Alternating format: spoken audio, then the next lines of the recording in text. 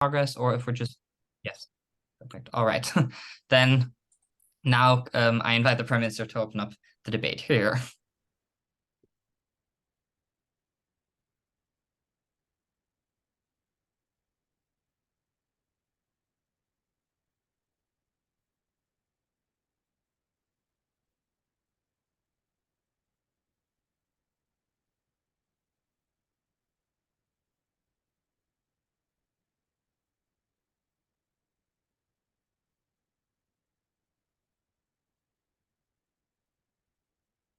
When you go through law school and you go through the process of becoming an attorney general of a state, I think that that strongly inculcates into you the importance of systems, and not just the importance of the systems that you are part of, but the importance of systems as a whole, the importance of structures like organized crime, and an understanding that rarely is it the case that individuals are the ones that you care about the organizations that they're part of, people at the top of those organizations and the things that they push you to do. This is not going to be a debate about whether or not you want to get personal revenge against John Gotti. This actor is unlikely to care about it. It is going to be a debate about what is better for them in terms of their ability to crack down on this crime family, something that they're far more likely to be interested in. And it is going to be about how they are able to protect themselves personally as well. So let's talk firstly about what this process and deal looks like. First thing to say here is that this looks like signing an agreement with Gotti. You would hand him over to the US Marshals. You would put him into witness protection somewhere else in the United States, and he would give you the information in exchange for all of this.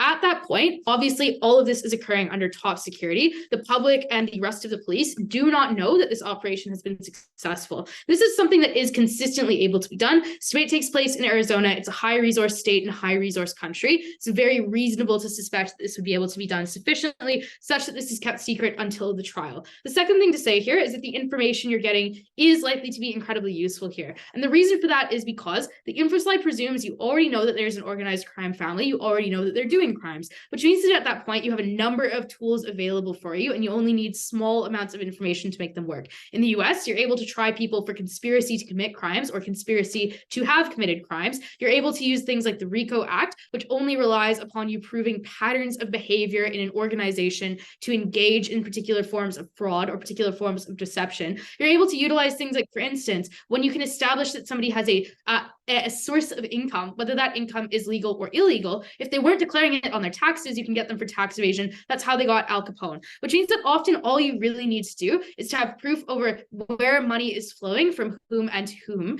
And you need to have information about the fact that this leader did in fact have awareness of what was going on. That is often all you need. And it's something that Gotti, because of his position, is likely to be able to provide you with, which means that this is likely to be information that Gotti has that can allow you to successfully try this family and allow you to successfully disrupt a number of its kind of operations. The second thing to talk about then is why it is the case that this is an actor who cares more than anything about getting the family and disrupting their operations. The first thing to say here is that it is unlikely that you feel like personal revenge on the hitman himself is important to you. The first thing to say here is that yes, the person who was killed was your mentor, but many people have many mentors. It's unclear how personally important this one was to you. The second thing to say here is that it is just true that people have very different understandings in terms of, do you blame the person who carried this out, or do you blame the person who hired them, who funded them, who gave them the order? I think many people have quite individual and different understandings of how they would allocate blame. Probably this is just unprovable in the context of this debate because it is so individual. We ought not waste time. We should just consider this one kind of a wash.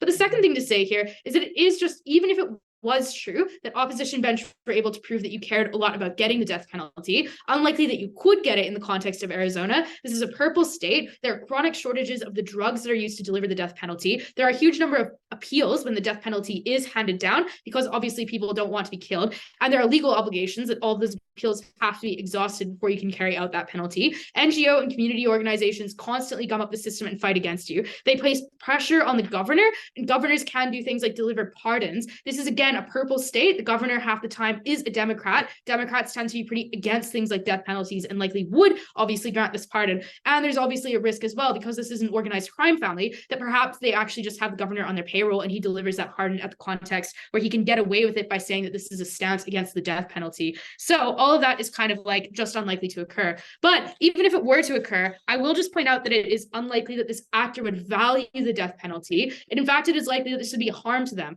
For instance, putting the the death penalty upon somebody and seeking it, that's irreversible. They're dead forever. It's attached to your legacy. It's going to be brought up in all of your subsequent campaigns. Remember that attorney generals are elected in the United States. This will be used against you by challengers from the left who will paint you as being aggressive. The second thing to say here is that they can rely on gendered stereotypes. They can paint to you as being emotional and seeking the death penalty as a result of that. They can paint to you as being selfish, as having sacrificed the opportunity to get better information that could have reversed crime rates in a way that would have been meaningful, and say that you did it because you were a selfish woman who was emotional, who was attached to your previous mentor. I think that's personally destructive and horrific for you, but you're likely just to regret it. You're likely to feel bad about this. Most people who go through law school, most people who are highly educated, especially in a state like Arizona, probably are a little bit on the left side, probably are pretty uncomfortable with killing people. And I think that that's something that you would feel uncomfortable with as an actor. You would not want to pursue it. And if opposites suggest that that's a benefit in this debate, you should treat that with extreme skepticism, remembering that this is something that will follow you through the rest of the course of your entire life. I'll take a point from closing if they have one.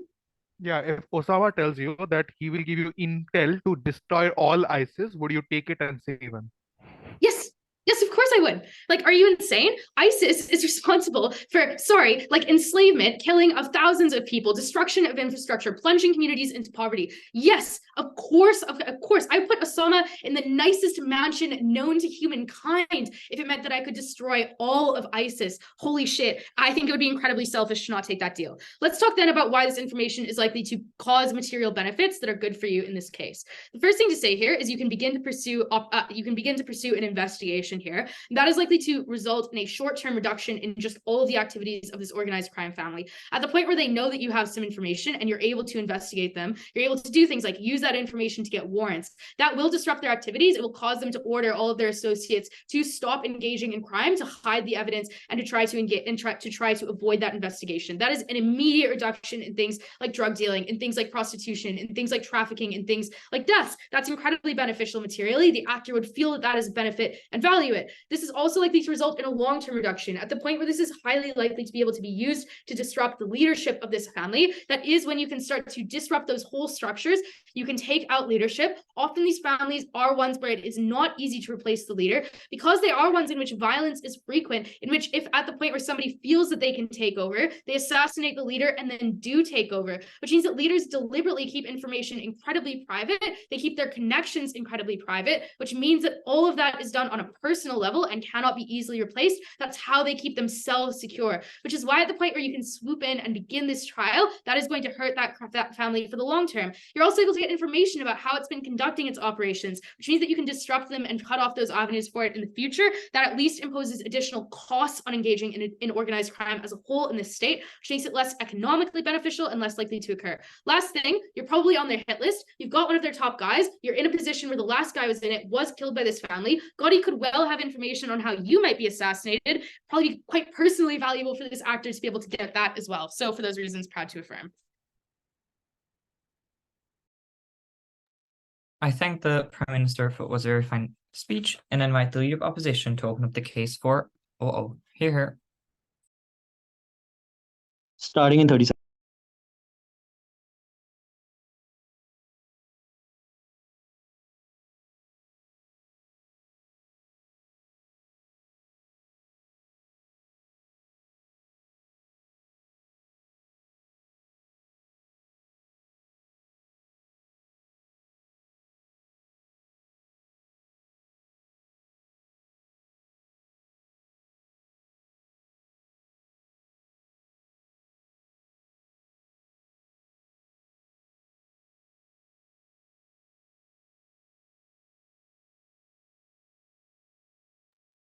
Hello? Yeah, Pratham, going as Leader of Opposition. I'll take a PY post 5:30. Just don't unmute yourself, just drop it in the chat. Before I begin, few shout outs customary. Thank you, God. Thank you, family. DTU up. And thank you, Medhavni. Bad luck, worse luck. Would have loved to see you in the finals. But anyway, let's just begin. Starting in 3, 2, 1, go. There are several problems. I'll start with rebuttals, then I'll tell you what is the most consequential question that needs to be answered in this debate that is decisive in deciding which side takes this debate. But first, engagement. OG says that it's going to be an ultra secret project. I'm unsure why there is no likelihood or probably propensity of modes still existing, because there are multiple reasons for that. You can easily bribe out the lower level executionary bodies and lower level guards simply because these people care a lot about money. They want to afford better things for their wives, their kids, etc. But the second thing is public job wages generally do not pay very well, because of which the money that they have generally is very less, because of which it's a lucrative benefit to be given more money. In the current markets where your money is especially uncertain, bank runs are very likely, signature bank failed, syndicate bank failed, a lot of these things, and because of which you want to have some sort of monetary hedge. But also realize that there's already extreme scrutiny on police forces lately. This looks like humanitarian bodies, liberal groups, etc., saying that police officers are corrupt, police officers do not care about people, etc. Because of which we feel like most police officers, instead of defaulting to job fulfillment and honesty, default to fulfillment of their personal needs. Because of which, if you have an avenue of doing that, you would probably choose money over other things. Because of which there's likelihood of probably information leaking out and this person striking some connections. But the second thing is that there's a 15-year period that you're providing to this person. There's a lot of time for the people that work in the cartel and the people that work in the syndicate to elaborately plan contact with this person and to elaborately plan a strategy in which they can probably get information out of this person, devise their next strategy, but also have enough time to probably infiltrate the police force that is present in the security region, but also bribe higher level people and also pull some strings. But also realize, they say that Democrats will pardon the death penalty. A few problems with that. First, it's already motion fiat that this person is on a death penalty, so this person will likely get a death penalty because there's a process of prosecution on the basis of which it is decided what kind of punishment a person should get. It cannot easily be overturned, and it cannot easily be sidelined simply because it takes into account a lot of testimony, facts, debating, etc. But also realize, even if the Democrats care about pardoning death penalties, we feel like there's going to be a lot of overwhelming public pressure. I'll get to it later. But also Democrats care about public perception and what people want, because they also want to be re-elected. They're closely contested with Republicans in a lot of states. Trump has the highest approval rating currently, because of which we feel like Democrats care more about public opinion as opposed to caring about their own innate beliefs. There's some level of flexibility involved. But then, what are the two most important questions?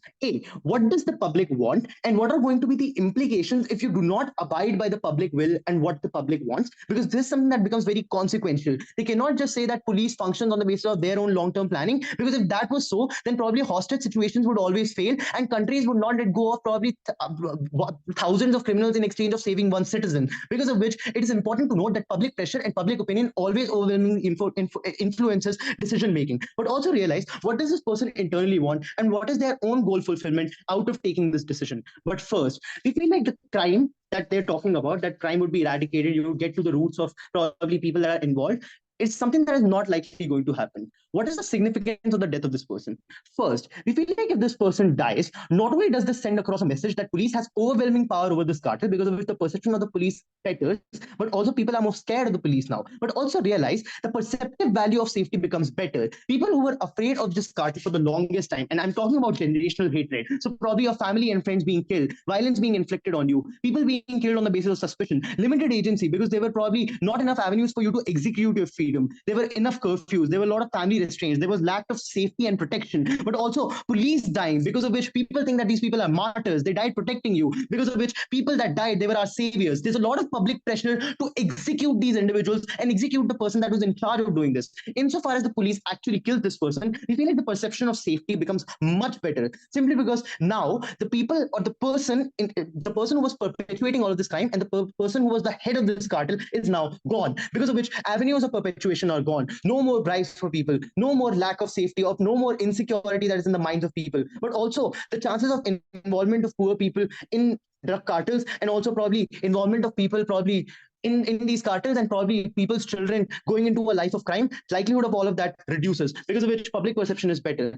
But also realize, insofar as this person is living a luxurious life, this person already has a hedge, because it feels like this person has got one over the police and was able to negotiate a deal even after killing multiple citizens, even after killing multiple police officers, because of which we feel like the perception of the cartel becomes better and better, and it feels like the cartel is very strong. On a comparative, when you kill this person, it feels like the cartel is weak in front of the police, because of which the threshold of joining the cartel itself is something that is very high, because people think that the police would come after them as well. Why are things better on the comparative when you kill this person? We feel like this is a limited time deal, because of which people think that this person would come out eventually. Insecurity is rampant, people will still feel unsafe, because of which it is important to kill the person. But also realize that for the syndicate it is better, because once your leader dies, the motivation and consolidation that the cartel has is something that also dies down. Once the figurehead of the cartel is gone, there's no sense of solidarity within the cartel, because they feel like, oh, if they killed the leader, the person who was indomitable, the person who was untouchable according to us, they could also come after us, because of which the cartel disbands. Why does the crime not stop on their side of the house? First, this person is very resourceful. There's a lot of avenues for this person to bribe guards and other individuals if this person is kept in a safe, isolated location for 15 years, because of which there's ample contact points that this person can establish with their cartel members, but also there's ample leaks that can happen. But also, the person can easily contact his cartel members, because of which it will be, because of which probably infiltration is likely, and crime would not easily be stopped because functioning of the cartel would still be executed. On a comparative, crime stops on our side of the house. Why? There are no avenues of infiltration because the person itself is dead, because of which communication lines stop. But also realize, very important, there are a lot of competing cartels in a city that is ridden with crime. Insofar as you kill the figurehead of one family and one cartel, the family of the cartel is mourning, but it sends across a very strong message that the cartel is now weak. The cartel does not have any direction, and there's no leadership in the cartel. Before I proceed, CG. Yes. So, do you think the Attorney General usually follows public pressure on what the people want in trials? Yes, I think in situations where there's overwhelming public pressure and public wants something, the Attorney General is obliged to do that. Why is that the case? Because if the Attorney General does not do that, it feels like public opinion and what the public wants does not really matter, because of which police is not representative of the public. Police is not there for protection of the public, but police is an independent body, because of which avenues for you to approach execution bodies and probably police for your own safety reduce. But then why does crime become more rampant on their side of the house?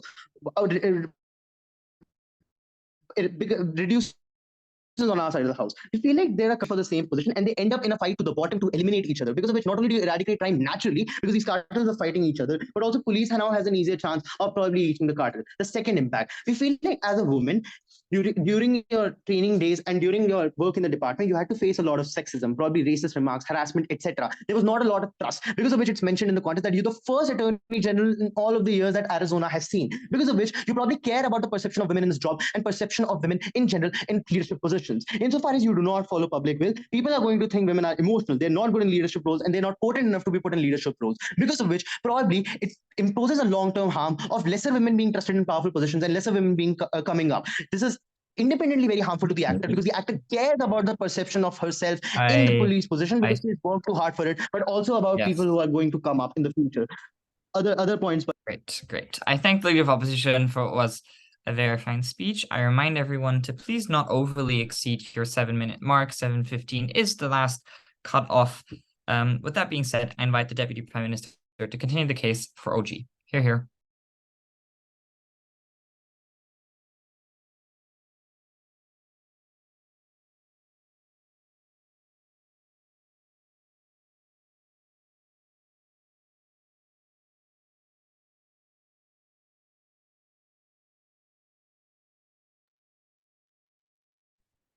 Cool. Can everyone see and hear me fine?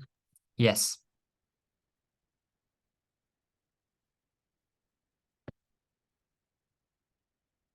I gotta say, that OO case was incredibly hard to understand, and I suspect the reason why is that they just haven't read the motion properly.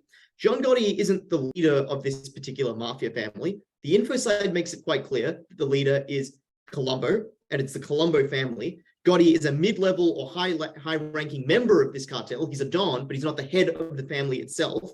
And that is why the trade-off in this debate is quite sensible. We let a mid-level or high-level figure go, but in return, we get the entire cartel. We get to bring down the superstructure, and that is the big benefit that we claim in this debate. Secondly, they contend that there's likely to be like a highly competitive market of different cartels that exist in Arizona. Firstly, have you ever been to Arizona? There's clearly just not multiple cartels operating there. It's a relatively safe state. There's probably just the one. Secondly, we'd point out that there's no indication given by the info slide that there are any additional cartels operating in this particular area, and that seems unlikely. Thirdly, we'd point out that crime families tend to monopolize different geographic areas and don't tend to compete with each other for their own geographic area, for the very intuitive reason that, for example, it's very expensive to compete against a different crime family for the same piece of territory because you end up with lots of people dying, but it's very lucrative to just stay in your own territory and monopolize that and earn lots of money engaging in things like racketeering and extortion, etc. And just fourthly, for the reason that it seems like, so for all of those reasons, it seems highly unlikely. But fourthly, if it was the case that, for example, there were rival cartels, it seems likely that, for example, one cartel might have dirt on the other cartels. And so by taking down one cartel, you'd substantially increase the chances that you'd be able to take down those other cartels. So with those clarifications out of the way, I firstly want to deal with what we could get from OO's case, explain why that is incapable of winning them the debate, and then with all of the material we provide, which very clearly gives opening government this debate. What do they suggest? Firstly, they say maybe the death penalty is definitely like guaranteed, and our arguments as to why it might not come true do not stand in this debate. We point out that all the info slide indicates is that we have the capacity and are likely to charge him with the death penalty. Obviously, before you can be certain of that, he would have to be convicted of the charges. He would have to then be sentenced by a judge, and judges are often quite reticent to give out the death penalty for the reason that it's increasingly unpopular within the context of the United States. We point to the fact that Arizona is a blue state, judges are elected in Arizona, all of which leans against that occurring. We point to the numerous number of appeals that are available to people in the United States when you get the death penalty, all of which suggests that it's very unlikely this occurs. Their analysis totally insufficient. Secondly, they suggest that there's likely to be large leaks of information about the fact that we've captured Gotti. The reasons for this are like, one, the police are corrupt. We'd point out that firstly, there's no impact given to why leaking of information matters in this debate. Secondly, obviously it's not random police officers who are involved in the capture of a high-level suspect in a daring operation. That's likely to be some form of elite unit, probably a SWAT team or something like that. Those soldiers tend to be, those police officers tend to be much more highly paid, tend to be much more loyal, tend to have much more thorough screening processes and monitoring for things like corrupt conduct. So it seems very unlikely there. And thirdly, Gotti has no incentive to talk to the mafia family. He's literally ratting on them. The mafia family is going to want to kill them, or is going to suspect that he's ratting on them, which means that his incentives are to remain in witness protection, make no further contact with his former associates, because doing so is very likely to get him killed. Finally, they suggest that this will embolden the cartel because Gotti can run the cartel from prison, but we explain that the cartel would want to kill him, not work with him. He has no incentive to collaborate. That's literally all of opening opposition already knocked out. I'll take a POI from them if you want to try and salvage your case. Tell me one thing, why is being on death row and the perception that this person can be sent to the gallows anytime not like impact O case then? I don't even understand what that POI is getting at, but we explained that it's very unlikely he does get the death penalty, at which point you should really not care very much between the difference of being on death row but not being executed versus being in prison for 15 years. We'd additionally point out that there's a number of other ways you could still punish Gotti. For example, your immunity agreement with Gotti or your plea deal with him means that he's immune to the state charges you as Attorney General of Arizona could bring against him. You could, for example, tip off the feds and have them bring federal charges against him after the deal concludes as another way to, for example, prosecute him for further time. So there's a range of ways that you could still get back at Gotti, but we explain that it's just far more important to secure the deal. Why? The first thing I want to raise is just the harms that occur if you do not accept this deal. The first one is that your safety is immediately at threat. This matters in the debate because it's clearly the most important harm for the actor. The actor definitely cares about their own life. Every other impact in this debate is far more speculative and results in, it's unclear to what extent the actor cares about it. And this makes sense. One, the mafia is likely to be quite mad at you for capturing a high-level member of the mafia, John Gotti, is therefore likely to want to strike out against you to prove that they're still tough, to prove that they're still in control. But two, because if they suspect that Gotti is going to squeal on them, they have a very strong incentive to want to kill both John Gotti and to kill anyone he might have squealed to prevent you from coming after their organization, which means that failure to take the deal and actually be able to take down the mafia organization puts your life at huge amounts of risk and means you're very likely to be assassinated, which is why you should do it. But secondly, it's very likely if you don't take the deal, John Gotti reveals to other people that he put this deal on the table in order to discredit you, because the fact that you are making his life inconvenient by not giving him the sweetheart deal means he has incentives to screw with you, particularly if he's on death row. He can reveal, for example, I offered to give the Attorney General information that could have brought down a major crime family. She said no. That's very likely to ruin things like your future political career, which we suggest might be quite successful, and is very likely to see you turfed out of your job. So the risk of not taking the deal is very large. Contrast that to the successes we're able to get. Firstly, this is incredibly good for your career. Tracking down and taking down a huge crime family is a massive achievement. It's something no previous Attorney General was able to do, so it makes you stand out. That one allows you to secure re-election, which seems like a likely interest to the actor. But two, US Attorney Generals frequently go into further political office, like running for governor or the Senate. Being able to have this huge success makes that very likely. By contrast, we explain that the kinds of things that occur on your side discredit you, whether it's John Gotti revealing that you didn't take a good deal, whether it's the fact that you get attacked from the left in the primaries about demanding the death penalty for someone when the death penalty is out of vogue among circles that now want to defund the police, for example, and believe in progressive activism. But secondly, it's good for your legacy to have been able to take down a huge criminal. It's good for your personal reputation, and it's good for the state of Arizona, which is probably something you care about. Maximizing the amount of crime that you're able to take down is just something that you as an actor would be very likely to care about. Maybe opposition tells you care about revenge. We give you 6 reasons why that weighs less. You don't know whether you blame Gotti or you blame the crime family. You don't know how close you were with the mentor. Bringing them to justice might be sufficient revenge. You got to weigh it against all the other interests. The death penalty is very rarely carried out. 15 years in jail is still pretty bad. And all of the ways you could still get back at Gotti. And we give you numerous reasons as to why this conviction is very likely. Talking about RICO charges, conspiracy, all the ways you could put that information together. Clearly, this deal was in your interest and you ought to take it. I thank the Deputy Prime Minister for his very frank speech and invite the Deputy Leader of Opposition to continue the case for OO. Hear, hear. Hi, DLO, give me them.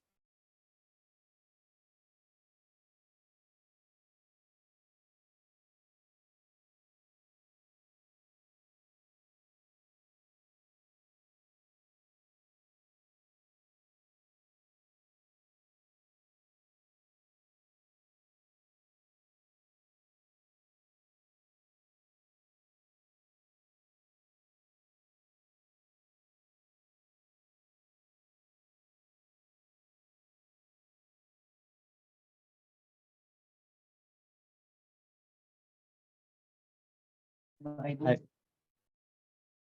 Hi. 1 second, just arranging my notes. Just a couple of things. Thank you, Pratham, for doing this tournament with me. Thank you, DTU. And thank you, God, not for what Dikshit said, but because this finals is not a philosophy motion. Cool. Starting in 3, 2, 1. I'm going to wash away the metric of crime, and I'm going to tell you why this person's personal incentives are like just harmed on opening up, and why that wins us the debate, why the legacy of this person will be ruined, and that's the most certain thing that they care about. First, mitigation on why crime won't be effectively removed. The first thing that we want to mitigate here is that note what happens when a crime syndicate weakens. They have to concede this is a high-ranking member of the crime syndicate. And when this person is captured, there are some feathers which are ruffled. Oftentimes what happens is that this is seen as a period of mourning or a period of temporary weakness for such an organization. There are offshoots. There are henchmen who are lower in the ranking who have an incentive to desert that old cartel and start a rival organization. This is literally the construct on which Mumbai's mafia syndicate was built.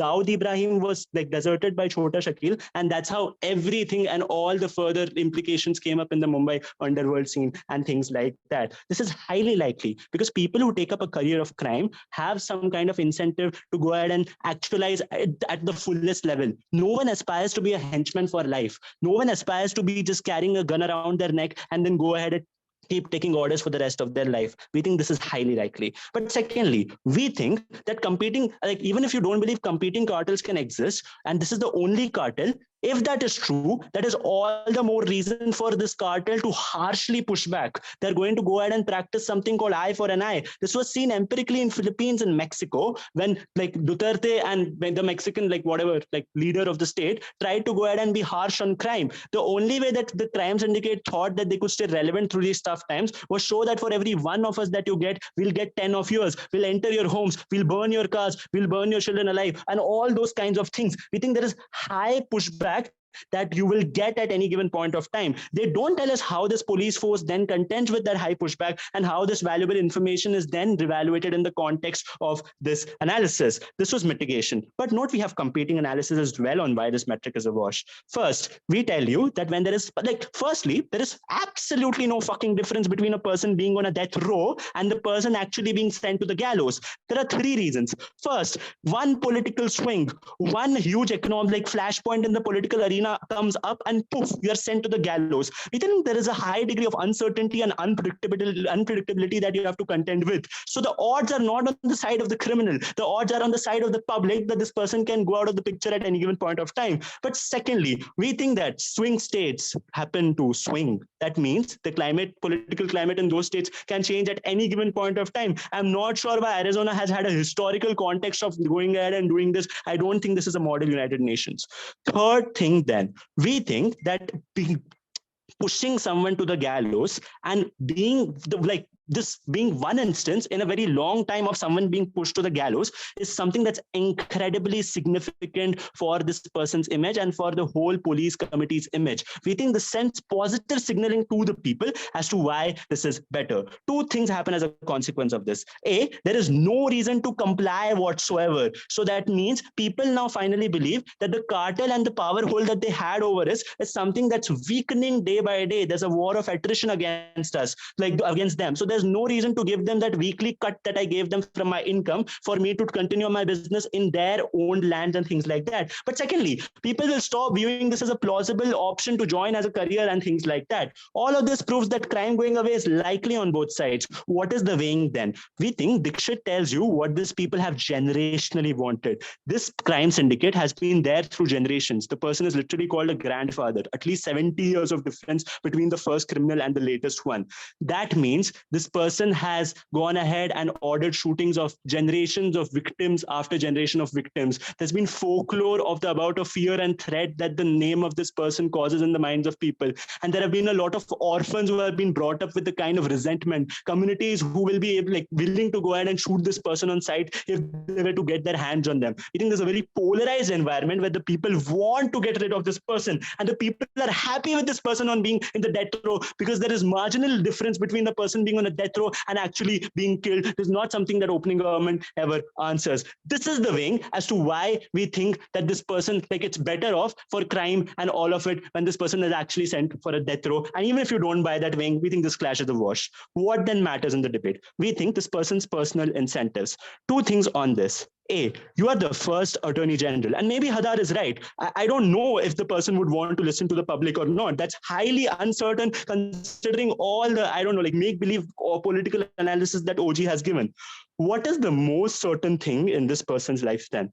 The most certain thing is the kind of legacy that you leave for future attorney generals who are women. What is the kind of legacy that you leave behind in the minds of people? We think you create a positive legacy for two reasons on our side of the house. A, we think you comply with whatever the public wants. The public doesn't want them to be put up in a resort or a mansion where Dixit has given me enough reasons as to why information can still trickle down and why it creates absolutely no change, because it is commonplace and everyone understands that this is a slap on the hand at best. We think that this person, when they align with what the public sentiment is, that is when they don't get jabs that this person is emotional and that this person is being, this person is just convulsing or this person is just taking decisions based on emotion. Those kinds of taunts go a long way in solidifying the narratives which have locked women out of such positions of power. The second reason, before that, CG. An attorney general is used to the public backlash and used to making unpopular decisions and rationalize to themselves that what's most important is doing the right thing for justice against public pressure. Fair enough. But let's look at the society that we live in. The society that we live in is highly, highly sexist. So when it comes to women, there are double standards for assessing the same thing. So maybe Dixit was the attorney general and he did a very brave thing by going against the public. He's a messiah who we again want for the public. But when a woman does the same thing, we think there are so many counter-existing narratives or pre-existing narratives which don't let people buy into the same belief. The belief which is now gone ahead and bought is this person is extremely emotional. But the second thing, you as a woman want there to be tough on a crime approach, because who loses in war always? It's women whose body is used as a battlefield to go ahead and make their point as people. They're used in symbolic statuses and all of that. We think it's incredibly important for you because you have seen daily instances of this. All of this proves why you want to leave behind a positive legacy. It's not what you will experience in your lifetime because you won't live long enough to see yourself die a villain. It's about what the future instances of female attorney generals coming up will look like. This person wants there to be another attorney general in the future. For all those reasons, we think this person has a personal incentive to maintain the legacy well. Crime is a wash, revenge is a wash. This is what we went on. I thank the deputy leader of opposition for what was a very fine speech, and opening half was a very fine opening half. And I invite the member of government to open up closing half for us. Hear, hear.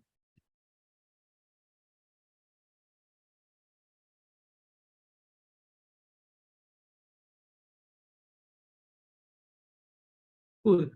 Am I clearly audible and visible? Yes. Cool.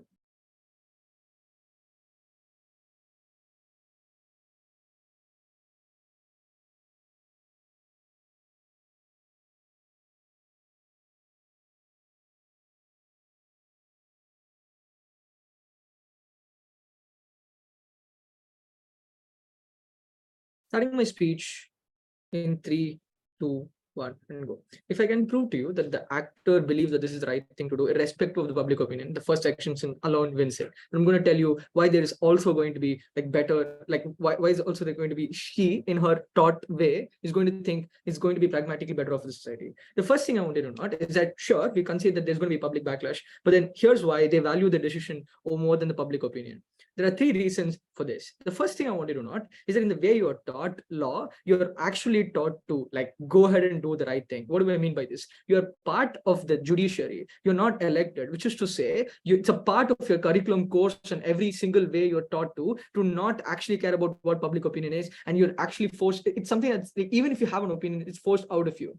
The second thing I want to note is that your opinion is always better. Why do you know that? Because you know that you've studied it. You're the expert. People keep asking you, or like you're the attorney general, you actually fucking give your opinion about the law to the state, which means people keep asking you what is the right thing to do all the time, which means you keep getting that confirmation bias of like, whatever I think is the right thing and whatnot. You like whatever I think is the right thing. But then more importantly, right, you have been promoted over years, which is to say that you've assessed, or like you've assessed your ability to go out and make right decisions have been assessed. In the past, you made multiple decisions, which means any decision that you make, go ahead and will have like some public backlash here and there, which means every decision is unpopular. At a point in every decision is unpopular, you learn how to not care about these things. What happens then? You think people, whatever they do is not the right decision, whatever you think is the right decision or such. There are also like a couple of reasons for why you think your decision is the right decision. The first thing is that you have a panel of people to go and work. You think these people are scholars, which means you go out and learn, like have a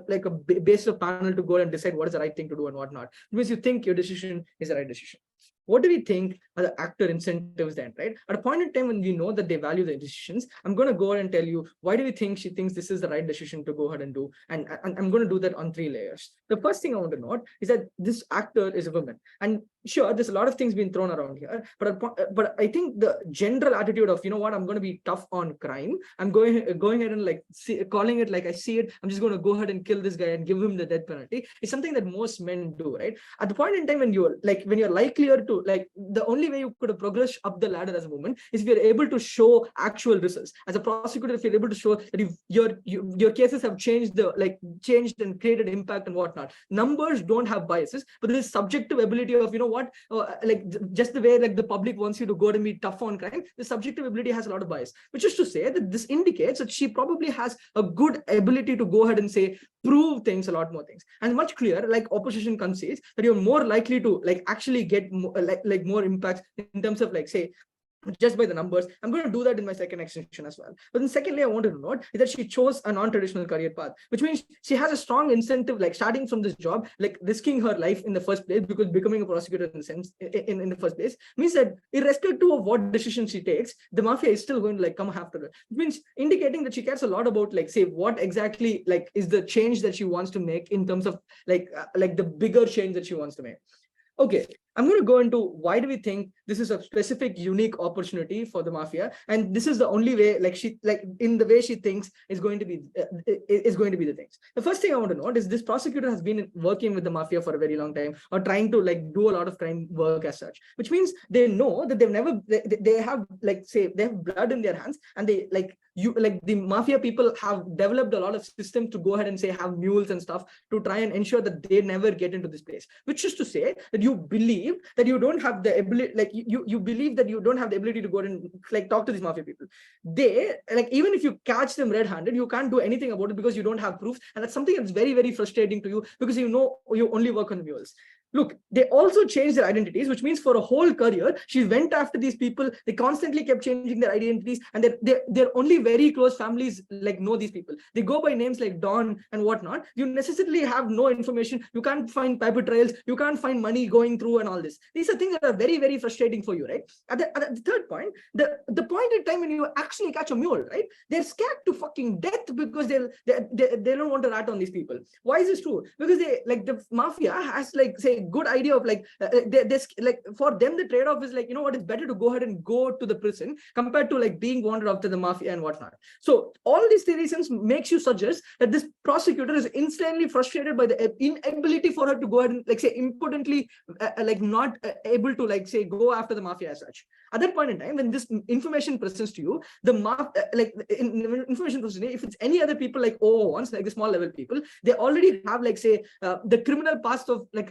of yourself. They have the location of your wife and children and whatnot. These are things that these low level people will never be able to like say like give up or rat for. I think that is when this specific change or the unique thing is that John is something that they're part of the mafia and a very, very high level part of the mafia, which is to say, if he's willing to go and do this thing, this is something that's unique opportunity that presents to you, which means as a prosecutor who have been like say like sad about not being able to pursue this for a very long time, I think this is the exact right thing to do, and I exactly value my opinion because of all the things I said in my first section. But then the last thing I want to talk about here before I take the POI is that is protection with local people, which means to say that you, even if you like go and say, well, go take a bunch of local people, they have other mechanisms to set up, which means as a prosecutor, even if there is multiple other ways, I think this is the easiest way because of the way I've lived my life.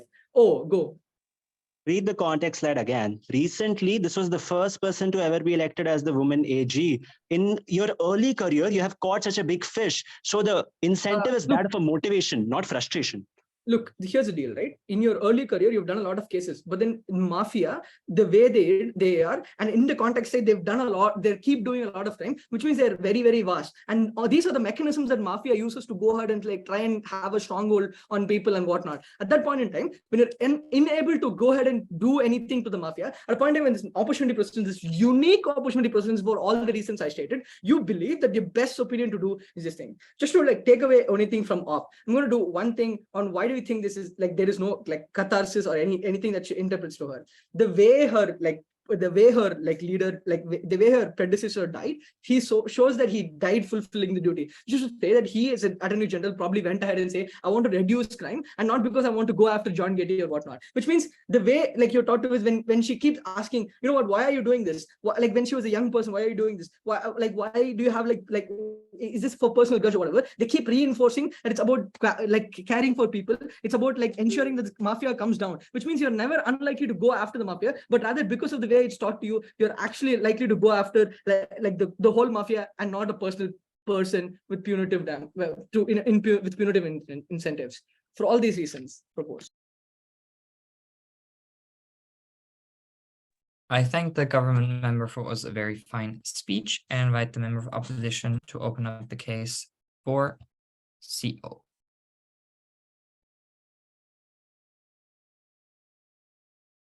Yeah, am I audible loud and clear? Yes, you're audible. Great. I will start. Yeah, before I start, I'm so proud of your show. This was finals, many more to come. Yeah. All right. I'll start in 3, 2, 1. I think the problem with all sides is that they assume that people necessarily think always rationally, and that's how they derive utility. I'm not really sure. I do multiple stupid things in my life. I make sure that I'm not studying for my exam. I'm hanging out with my friends. It's not a rational thing to do, but it gives me most amount of utility because I'm attached to it more. So I'm not really sure why this Attorney General this necessarily ignores all emotions and decides something only based on rationality, only on an outcome, which is necessarily happens very far away. What is our characterization here? Note that you have only done this daring operation because you have seen people dying around you. There are necessarily victims who have necessarily come and cried to you that we want to do this, we want to stop this right now. Otherwise, this guy will kill more and more number of people. The reason why police has risked their life and taken this operation, which no one has ever done, is because they have realized the viscerality of this issue. They have seen people dying around them. They know neighbors who have died because of this mafia in the first place. That's the thing which have made them trade off everything else, risking their life and finding this guy regardless of anything else. Why this characteristic important? Because note, you care about actually three things only in this debate. One, your mentor. I don't know why revenge is a wash, because the only way you can give justice to your mentor is by killing this person, because killing this person or putting him in a jail. But more importantly, you care about the multiple victims which are part of this John Gotti's hit list. And here is why, right? Because you went to law school because of this, because the only thing which you cared about is giving victims justice, and that is why you fought every single goddamn barrier. Because you are a woman, you studied in law school, which no one ever did. I think at that time, the one thing which you care about is finding people justice in the first place. So even at the best case of both governments, even if you were able to arrest Godfather, people who were necessarily affected by 100 people he get never get any sort of victim closure, because he is living a luxury life in 15 years. But secondly, if their idea is that, you know what, you can get the death penalty, I don't know why that's a fucking comparative. I think I can give him a life sentence and put him in the worst jail possible, because that just makes more sense to me. I don't know why the comparative is death penalty. But thirdly, and more importantly, even before you joined the law school, the reason why you went to law school in the first place, because you think about morality. You think about deontological ideas that you always cannot think in terms of utility. What Gov is necessarily doing is using victims as a means to an end, because that is what my POI is. If you let Osama go scot-free, even if there's a chance for you to try arrest ISIS people and anything else, the people who died in 9/11 are being used as a means to an end. Their families that never get justice, their families and their lives never get justice, because Osama is living a scot-free life. This is important because you care about this morality, because that's your intrinsic value which made you choose this livelihood in the first place. I don't think Gov can characterize, you know what, Attorney General is a cool job, that's why you did it. No, you could have fucking worked in like in McKinsey and earned monies by editing PPTs. I'm not really sure why Attorney General is the role is what you choose. You probably care about morality of act more than anything else. What in their best case, if they're able to arrest the Godfather, I'm not really sure why you're able to be okay with yourself at a point at which you did the first thing to arrest Gotti, at a point at which you realize that the victims who are necessarily affected by Gotti are getting no amount of justice in their paradigm. Because here is the comparative.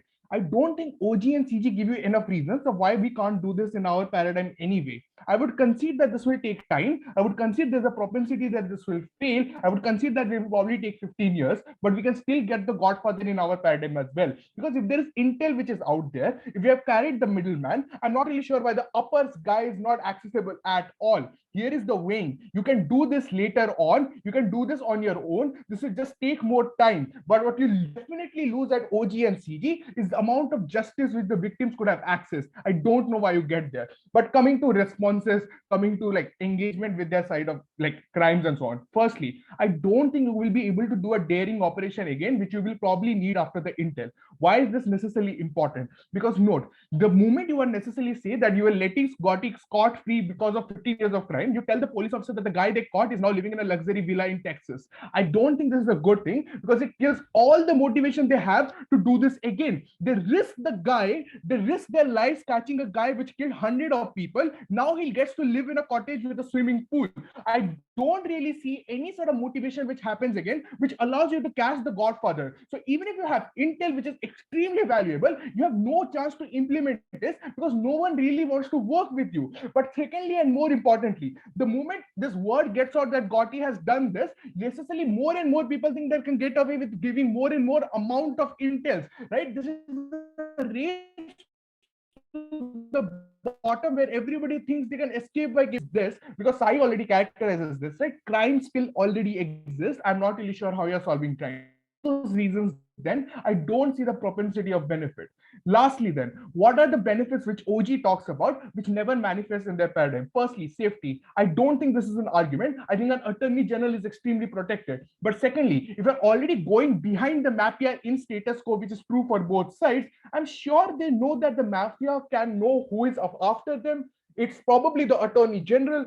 Probably that's why Attorney General already has security. I'm not really sure why security is something which is exclusive on their side. But thirdly and more importantly, if you are already after this guy, after the intel, I'm sure the Godfather is after you, which means that security is probably flipped on them. OG POI before I move on. This person is a moderate living in a moderate state in a Western liberal democracy.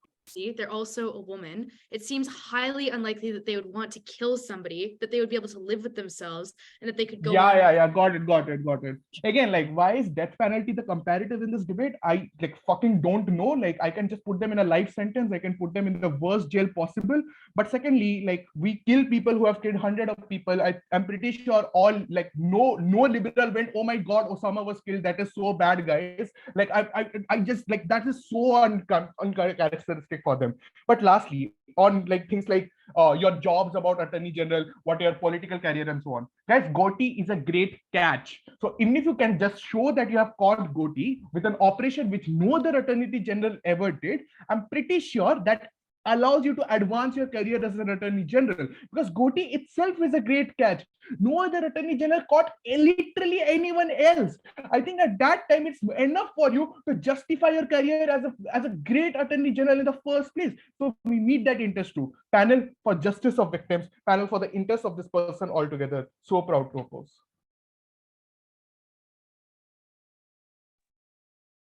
I thank the member of opposition for what was a very fine speech, and I invite the government whip to finish the debate for government side. Hear, hear.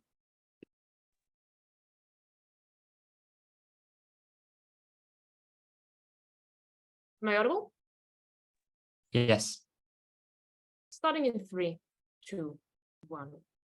There are two main interests of the actor discussed in this debate. The first is, where do we maximize public safety?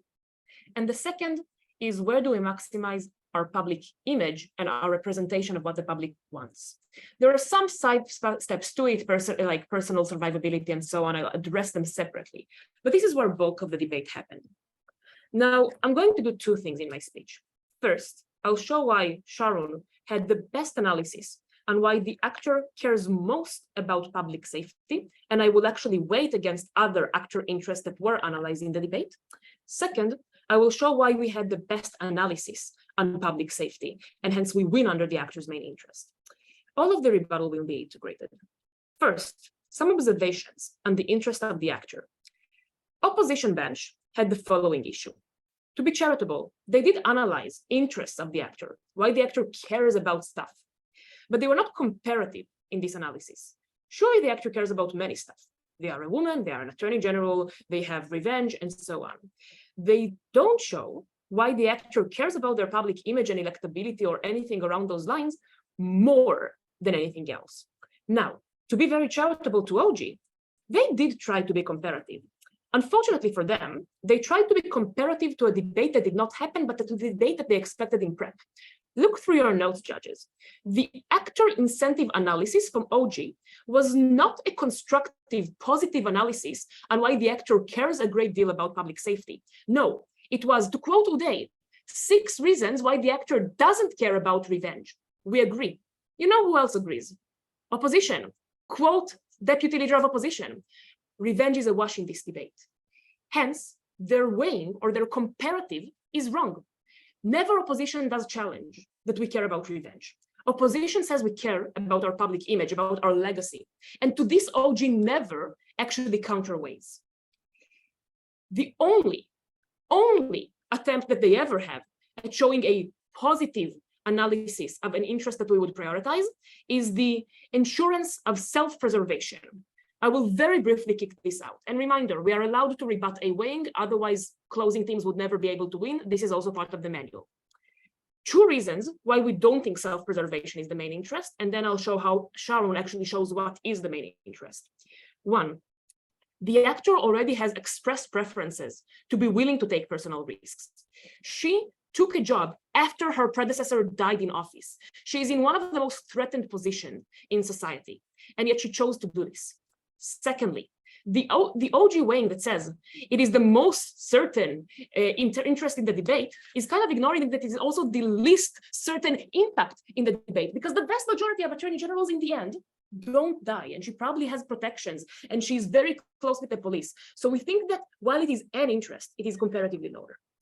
Now, what does Sharon bring and why does it win? Sharon shows to you why we don't only care about public safety, but why we care about it the most, and at the expense of personal well-being, at the expense of what people think of us. Because of our training, PM said the sentence, we have went to law school.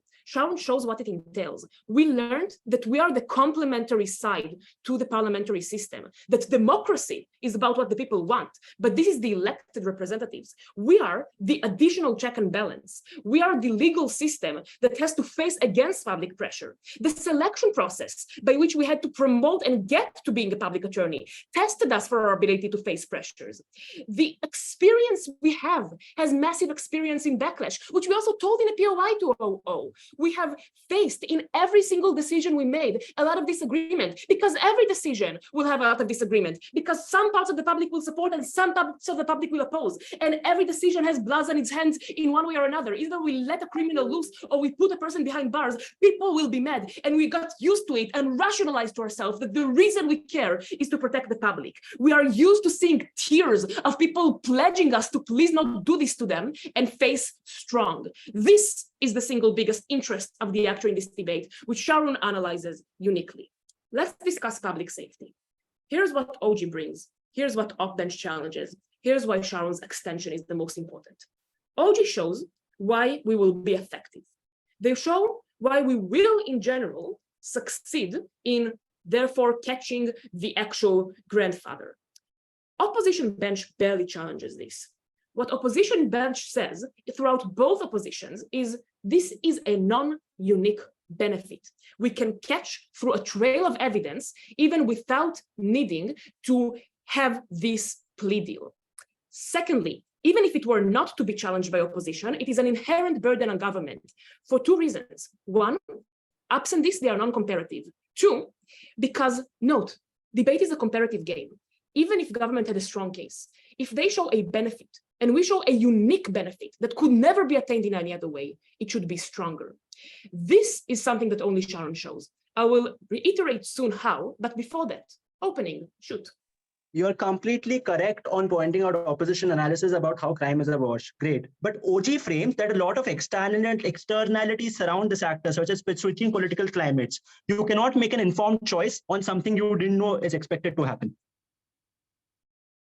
Sure, but Sharon analyzes why you do believe that you know what is the right thing to do, because your training has taught you that you understand evidence and you understand criminal process. And lastly, our analysis on why it is uniquely effective also proves that it is the right thing to do. Why is this uniquely effective? Here are the reasons Sharon uniquely gives. Opposition say trail of evidence, grandfather, many generations, he's left many points of evidence behind. Sharon shows, one, he had a fake name. No one in the organization other than the closest circle, his family, knows who he is. Two, he fakes identity. He moves between different addresses. He moves between states and countries. It is very hard to trace him. Thirdly, he was never in the crime scene himself. Most godfathers of mafia organizations don't have blood on their hands directly. They don't leave fingerprints at any point. They don't take personal risk. They send people on their behalf. And the people that they send also don't know them. They send people in the ranks below them, and only very few people know who the fuck they are because they want to keep themselves safe. How do we know evidence to this from the info side? Because he lives for many generations, the grandfather, as opposition says, and yet we have never caught him. And our predecessor has never caught him because we needed all of our special police force to catch this person who is not even the leader, but just below the leader. A family person is the only one who can gain us this information. We are losing a unique opportunity to do what's right because of some fucking public backlash. We would never do this. Beg you to propose. I thank the government whip for it was a very fine speech. And I invite the opposition whip to close the debate for opposition side and for us as a whole. Here. Yeah, am I audible? Yes. Okay, give me 1 second. I'll take OG. Keep it in the chat. But yeah, before I start, I wanted to give a few shout outs. As Manzira said, this is my first finals. And if like less than 9 months ago, had you told Yashovardhan that he would have breaks and be debating in the finals after a world's best speaker and India's heavyweights, he would probably lose his mind. I think there's a lot of important people that have come in this journey, but most importantly is obviously like VIT Depstock that's shown up here in support. Um, Anyways, and the second most important is Ricky Ponting and whoever edited that one Ricky Ponting villain meme that's gone ahead and given me so much confidence. But yeah, starting my speech in 3, 2, 1. Panel, one thing I want you to note is that GovWhip never engages with Mansira's extension on victim closure at all. They go ahead and say they go ahead and attempt to try to win this debate on whether this is the right thing to do or whether the Attorney General goes ahead and thinks this is the right thing to do. If I go ahead and prove as to why it's on our side they think the right thing to do, we beat them on their own metric. But I'm also going to go ahead and dismiss a few things that come out from Gov that are just I don't know why they're there, right? One, I don't know why the idea of fake names and things comes up. Like aliases exist. It's not that the godfather or grandfather wasn't known at all. I'm not sure whether you can attribute this to as this being a fake identity as a whole and you not knowing anything. Two, I'm not sure where you ever gathered this idea that you are a moderate person with no views, that you probably are so averse to death penalty and things like that. Don't know where that's from. But even if that is a thing in the debate, you think you're still likely to go ahead and go and hate someone like who's A, responsible in the death of your mentor, but B, also responsible to the fact that you also had casualties and a lot of loss in terms of going ahead and conducting this bold and daring operation as well, right? We think just in terms of the amount of damage that this person has caused, as Manjira already says, you're still likely to go ahead and hate this person and at least not feel so shit that you don't want to send this person to death penalty. Second, we don't know why opening government just wants to go ahead and engage on the idea that you will never get death penalty. But I think even if that is the case, I'm not sure why that matters. I'll take you in a bit. Don't turn your cameras on, please. Yeah, I'm not sure why that matters, right? Because no analysis stands regardless of whether the alternative is death penalty or things like life imprisonment. The idea is rejecting the deal from Gotti because it's what would matter the most, especially with regards to victims. Notice how victims and their closure is entirely ignored. If Sharon's analysis is true that you've gone to things like law school and you've gone and studied about the judiciary and things like that, you would also equally value the fact that victim closure is a thing that law goes ahead and considers, which means you wouldn't be as rational and as utilitarian as CG tries to be in terms of saying that, oh, you can go ahead and solve crime entirely, so you go ahead and just do this and like let this person live in luxury for 15 years. Because no, what that effectively means is that you're using the victims that have suffered at the hands of Gotti as a means to an end. Mansida has proven as to why this is a uniquely bad thing within the debate. Negative engagement from Gov on this idea. But second, then I'm going to engage with the idea of why you think this is going to cause public safety. Actually, before that, I'll deal with public perception, right?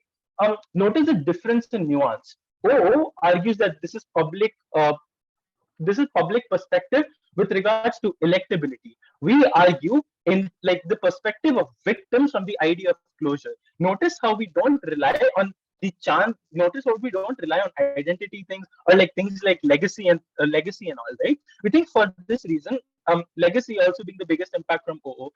We think OO then falls out of this debate at a point where legacy is contingent on the death penalty as well as then like as well as the worst possible interpretation from SideGov. We think they're super uncharitable with the way they engage with OO as well, right? Second, why do we think? Just give me a second. Yeah, we think then on ideas of public safety, why this doesn't matter. OG themselves frames that crime families are large syndicates, right? CG themselves frames that these leaders don't actively engage in things like crime. They have their own networks that go ahead and do this, right? We'll flip that frame against themselves, right? What this means is that the people that like these people aren't in crime, that they probably wouldn't have fake identities and things like that. But second, we think that then the people that you end up targeting become extremely difficult to go ahead and even go ahead and prosecute in court. Even if you get info, we're unsure if that info becomes usable in things like court cases. Opening government's claim is that you can go ahead and tip off feds, you can have RICO charges and things like that.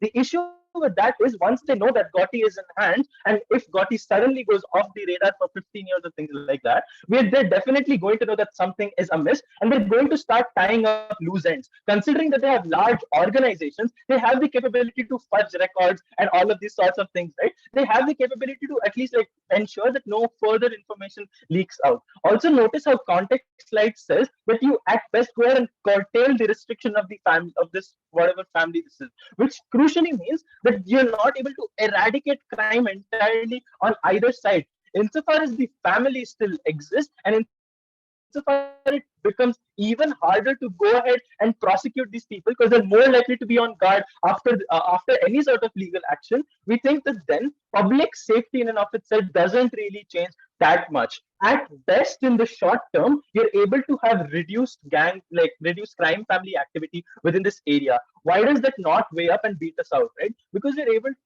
Actually, I'll take OG first. Yeah, go ahead. At opening government, we explain the deal is good for your career, your safety, your legacy in the state of Arizona, which you care about. Do you think closing government, repeating us, and then attempting to rebut us and knife us was effective?